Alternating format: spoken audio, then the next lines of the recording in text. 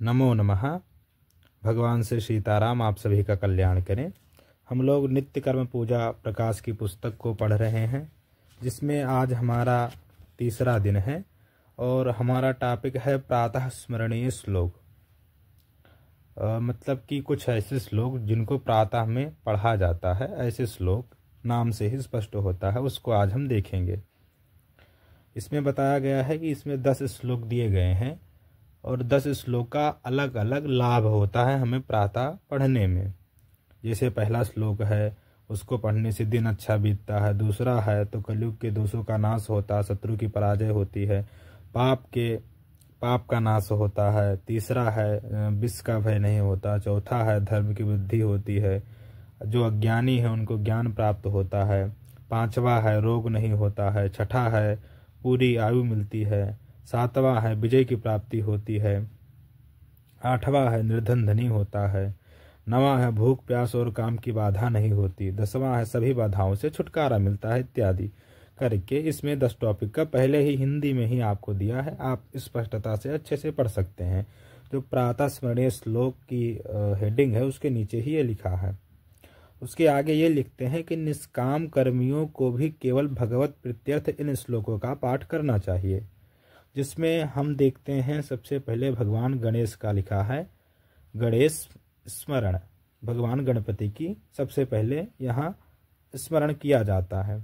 इसमें लिखा गया है कि अगर आप ये प्रातः रोज अगर भगवान से प्रार्थना करते हैं, उनका स्मरण करते हैं उठने के बाद में, तो आपका वो पूरा दिन अच्छा ही बीतेगा। तो हम सभी को ही अपने एक एक दिन को अच्छा बिताएंगे, तभी हम आगे जाके अपने जीवन में कुछ अच्छा कर पाएंगे। इसलिए हमें ये करना चाहिए।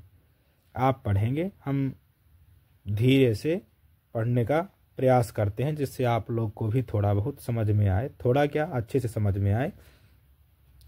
प्रातः स्मरामि गणनाथ मनाथ बंधुम सिंदूर पूर परिशोभित गंड युग्मम उद्दंड विघ्न परिखंडन चंड दंड माखंडलादि सुर नायक वृंद वंद्यम। इसमें प्रार्थना ये करते हैं, अनाथों के बंधु, सिंदूर से शोभायमान दोनों गंडस्थल वाले, प्रबल विघ्न का नाश करने में समर्थ एवं इंद्र आदि देवों से नमस्कृत श्री गणेश, मैं आपका प्रातः स्मरण करता हूँ। ये प्रार्थना हो गई। अब दूसरा क्या है, विष्णु स्मरण, यानी भगवान विष्णु का स्मरण है। इससे क्या होगा, दुस्वप्न है, कलिदोष है, शत्रु पाप और जो संसार का भय है, इसका नाश होता है। ये कुछ इस प्रकार है। प्रातः स्मरामि भवभीति महार्तिनाशम नारायणं गरुणवाहनमब्जनाभं ग्राहा विभूत वरवारण मुक्ति हेतुम चक्रायुधम तरुण वारिज पत्र नेत्रम। इसका अर्थ है संसार के भय रूपी महान दुख को नष्ट करने वाले, ग्राह से गजराज को मुक्त करने वाले, चक्रधारी एवं नवीन कमल दल के समान नेत्र वाले पद्मनाभ गरुण वाहन भगवान श्री नारायण में प्रातःकाल आपका स्मरण करता हूँ। ये भगवान हरि का स्मरण हो गया। तीसरा स्मरण है भगवान शिव का। इसमें बताया गया कि विष का भय नहीं होता। विष कई प्रकार के हैं, तो जितने भी प्रकार के विष हैं, बातों के विष हैं, और जो विष है वो तो विष है ही, ऐसे करके कई विष हैं, उससे कोई भय नहीं होता।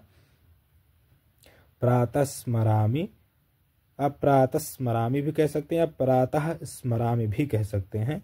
प्रातः स्मरामि भवभीति हरम सुरेशम गंगाधरम वृषभवाहनमंबिकेशम खटवांग शूलवरदा भयहस्तमीशम संसार रोग हरमौषधमद्वितीयम।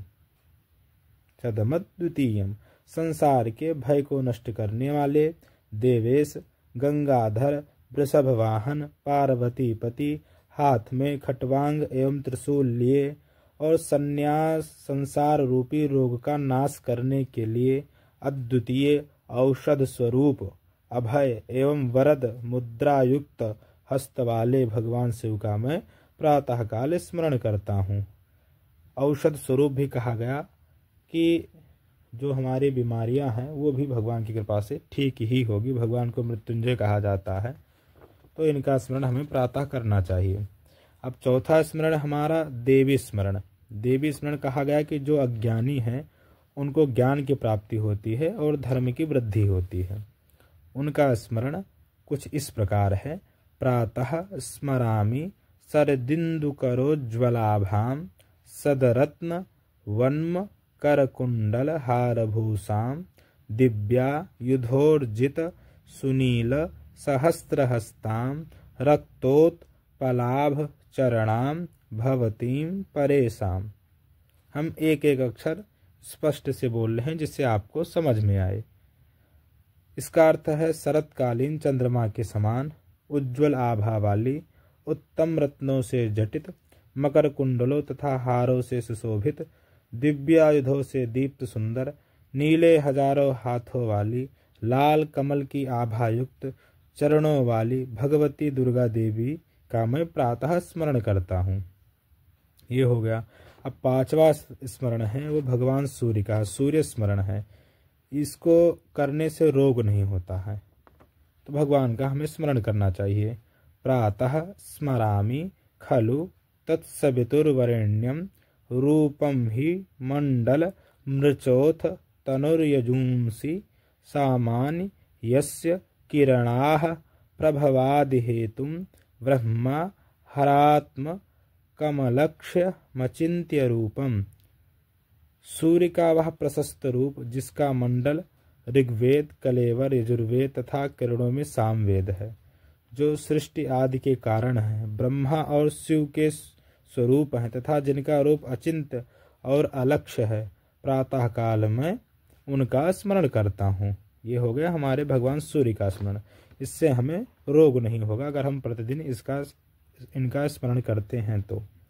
इसके आगे जो छठा स्मरण है वो है त्रिदेवों के साथ नवग्रह स्मरण, मतलब भगवान जो ब्रह्मा विष्णु महेश हैं उनके साथ में नवग्रहों का स्मरण। इससे क्या होगा, इससे हमें पूरी आयु मिलेगी। जो हमारी आयु है वो पूरी हमको मिलेगी, अकाल मृत्यु हमारी नहीं होगी। ब्रह्मा मुरारिस त्रिपुरांतकारी भानु शशि भूमिसुतो बुधश्च गुरुश्च शुक्रः शनि राहु केतवः कुर्वन्तु सर्वे मम सुप्रभातम्। ब्रह्मा, विष्णु, शिव, सूर्य, चंद्रमा, मंगल, बुध, बृहस्पति, शुक्र, शनि, राहु और केतु, ये सभी मेरे प्रातः काल को मंगलमय करें। इस प्रकार हम छठा स्मरण देखें। अब सातवां स्मरण है वो ऋषि स्मरण है, यानी भगवान जो ऋषि हैं उनका स्मरण हम करेंगे। इससे क्या होगा, इससे हमें विजय की प्राप्ति होगी। विजय अंदर बाहर दोनों विजय। जैसे हम अंदर काम को क्रोध मद लोभ से तप रहे हैं, इस पर भी हम विजय प्राप्त कर सकते हैं इनके स्मरण से। तो ये तो सबको करना ही चाहिए, विशेष रूप में जो विद्यार्थी हैं उनको तो विशेष रूप में ही करना चाहिए। भृगुर वसिष्ठः क्रतुरंगिराश्च मनुः पुलस्त्यः पुलहश्च गौतमः रैभ्यो मरीचिश्च्यवनश्च दक्षः कुर्वन्तु सर्वे मम सुप्रभातम्। भृगु, वसिष्ठ, क्रतु, अंगिरा, मनु, पुलस्त्य, पुलह, गौतम, रैभ्य, मरीच, च्यवन और दक्ष, ये समस्त मुनिगण मेरे प्रातः काल को मंगलमय करें। उसके बाद हम लोग देखेंगे 8वां और 9वां श्लोक। 8वां में लिखा गया था निर्धन धनी होता है और 9वें में लिखा गया था भूख प्यास और काम की बाधा नहीं होती। ये दोनों स्मरण करने से हमें इन सब फलों की प्राप्ति होती है। सनत कुमारः सनकः सनंदनः सनातनोप्या सुरिपिंगलौ च सप्तस्वराः सप्त रसातलानि कुर्वन्तु सर्वे मम सुप्रभातम्। सप्तार्णवाः सप्तकुलाचलाश्च सप्तर्षयो द्वीपवनानि सप्त भूरादिकृत्वा भुवनानि सप्त कुर्वन्तु सर्वे मम सुप्रभातम्। सनत कुमार, सनक, सनंदन, सनातन, आसुरी और पिंगल, ये ऋषिगण षडज, ऋषभ, गांधार, मध्यम, पंचम, धैवत तथा निषाद, ये सप्त स्वर, अतल, वितल, सुतल, तलातल, महातल, रसातल तथा पाताल, ये 7 अधोलोक सभी मेरे प्रातः काल को मंगलमय करें। 7 समुद्र, 7 कुल पर्वत, सप्त ऋषिगण, 7 वन और 7 द्वीप, भूरलोक, भूरलोक आदि 7 लोक सभी मेरे प्रातः काल को मंगलमय करें। इसमें समझ लें कि जो विराट पुरुष है इसमें सब आ गए, जो नीचे के 7 लोग हैं, ऊपर के 7 लोग हैं, 4 सनत कुमार हैं इत्यादि जो लोग हैं, सबका इसमें स्मरण करके सबसे अपने मंगल की कामना की गई है। तो ये भी करना बहुत ही अच्छा माना गया है। आगे हम लोग देखते हैं जो 10वां प्रातः स्मरण है, वो उसका फलश्रुति ये है कि सभी बाधाओं से छुटकारा मिलता है, और ये स्मरण प्रकृति का स्मरण है। तो जो भगवान का प्रकृति स्वरूप है हम उसका स्मरण करेंगे। इसके स्मरण से ही हमें सभी प्रकार के जो बाधाएं हैं उनसे छुटकारा मिलता है। तो हम इसको पढ़ेंगे। पृथ्वी सगंधा सरसास्तथापः स्पर्शी च वायुर्ज्वलितं च तेजः नभः सशब्दं महता सहैव कुर्वन्तु सर्वे मम सुप्रभातम्। गंधयुक्त पृथ्वी, रसयुक्त जल, स्पर्शयुक्त वायु, प्रज्वलित तेज, शब्द सहित आकाश एवं महत तत्व, ये सभी मेरे प्रातः काल को मंगलमय करें। इस प्रकार ये हो गया। फिर अब हमने 10 प्रातः स्मरणीय श्लोकों को देखा है और पढ़ा है। अब नंबर आता है कि इनको पढ़ने से अगर हम सब पढ़ते हैं तो हमें क्या होगा, फलश्रुति, इनका फल क्या होगा। एक एक का तो फल आपने पढ़ा, हम एक एक का फल बताते गए, उनको पढ़ाते गए, बताते गए, आपको आप सीखते गए। अगर हम 10 का स्मरण करते हैं तो हमें क्या होगा, वो हम आगे के जो इसका फलश्रुति करके श्लोक है उससे जानेंगे। इत्थं प्रभाते परमं पवित्रं पठेत् स्मरेद्वा शृणुयाच्च भक्त्या दुःस्वप्ननाशस्त्वहि सुप्रभातं भवेच्च नित्यं भगवत प्रसादात्। लिखते हैं, इस प्रकार उपर्युक्त इन प्रातः स्मरणीय परम पवित्र श्लोकों का जो मनुष्य भक्तिपूर्वक प्रातः काल पाठ करता है, स्मरण करता है अथवा सुनता है, भगवत दया से उसके दुस्वप्न का नाश हो जाता है और उसका प्रभात मंगलमय होता है। तो ये रही इसकी फलश्रुति। हमने जो सीखा, जो 10 श्लोकों को स्मरण को सीखा, उस 10 को करने से हमें क्या होगा, ये इसकी फलश्रुति है। तो हमसे जुड़े हुए कोई भी व्यक्ति हैं, उनको कैसा भी कष्ट है तो शुरू से ही प्रक्रिया उनको बता सकते हैं कि आप प्रातः उठकर इन श्लोकों का पाठ कर सकते हैं। जैसे जो विद्यार्थी हैं उनको विशेष रूप में जो देवी का स्मरण है वो करना ही चाहे, जिससे उनको ज्ञान की प्राप्ति होगी, धर्म की भी प्राप्ति होगी। क्योंकि छोटे अवस्था से ही धर्म का बीज अगर आ जाएगा तो आगे चल के हम बड़े धर्मात्मा हो जाएंगे, वो भी ठीक है। जो लोगों से जिसका बहुत झगड़ा होता है, उसके प्राणों को संकट रहता है, उसको भगवान शंकर का स्मरण दें। और जो थोड़ा परेशान रहता है कलयुग के लोगों से, उनको भगवान विष्णु का बतावें। जिसका दिन बहुत लगता है कि अच्छा नहीं बीत रहा, भगवान गणेश का स्मरण करें। ऐसे ऐसे करके करें। जिसको विजय प्राप्त करना है वो जो ऋषि स्मरण है वो करके करें। जो जिनको धन प्राप्त करना है वो जो सनत कुमार करके ऋषि स्मरण है उसको पढ़ें। ऐसे ही जो काम बाधा से बहुत पीड़ित है वो प्रकृति स्मरण पढ़े। अगर हो सके तो पूरा स्मरण पढ़ें। बहुत बड़े बड़े स्मरण नहीं हैं, छोटे छोटे हैं।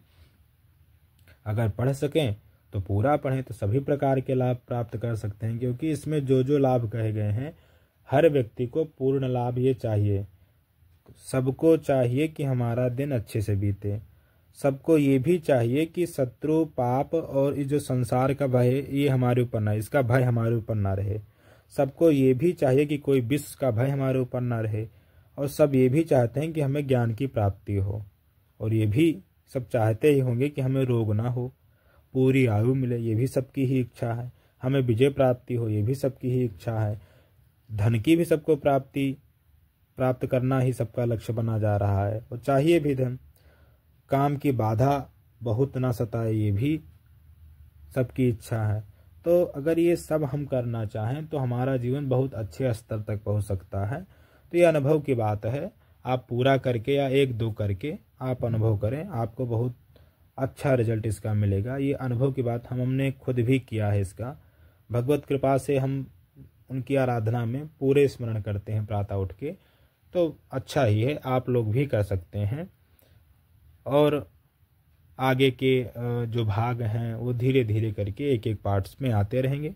अभी के लिए आप सबके लिए जो जितना था उतना हमने अर्पण किया। आप सभी के अंदर बैठे हुए हमारे श्री सीताराम जी, उनको मैं प्रणाम करते हुए आप सभी को जय श्री राम बोलते हुए इस भाग को पूर्ण करता हूँ। अब हम अगले भाग में पुण्य श्लोकों का स्मरण लेकर आएंगे। तब तक के लिए आप लोग स्वस्थ रहें, मस्त रहें। आप सभी के ऊपर भगवान श्री सीताराम जी की कृपा बनी रहे।